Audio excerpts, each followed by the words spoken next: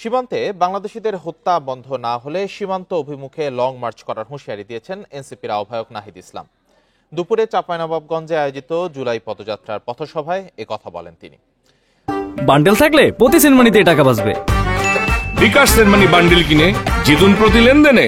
জুলাই অভ্যুত্থানের বর্ষপূর্তিতে জাতীয় নাগরিক পার্টির পদযাত্রা কর্মসূচির ষষ্ঠ দিনে জেলার শান্তিমোড় থেকে পদযাত্রাটি শুরু হয়ে নিমতলা, বড়ইন্দারা মোড় ও গাবতলা হয়ে নবাবগঞ্জ সরকারি কলেজের সামনে গিয়ে শেষ হয়।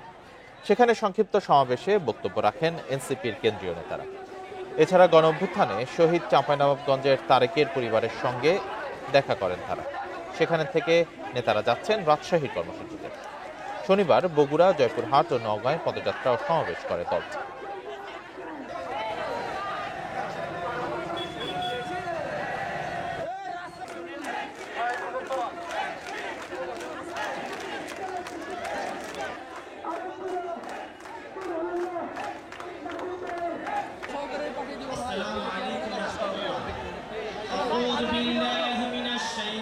হে ইমানদারগণ, তোমরা আল্লাহকে ভয় করো।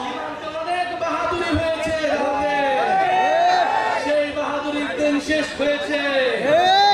যদি আর কোন সীমান্তে কোন ধরনের পায়তারা করা হয়, যদি সীমান্তে আগ্রাসন চালানো হয়, সীমান্তে আমার ভাইদের উপর হত্যার চেষ্টা চালানো হয়, আমরা সীমান্তে লং মার্চ ঘোষণা করবো।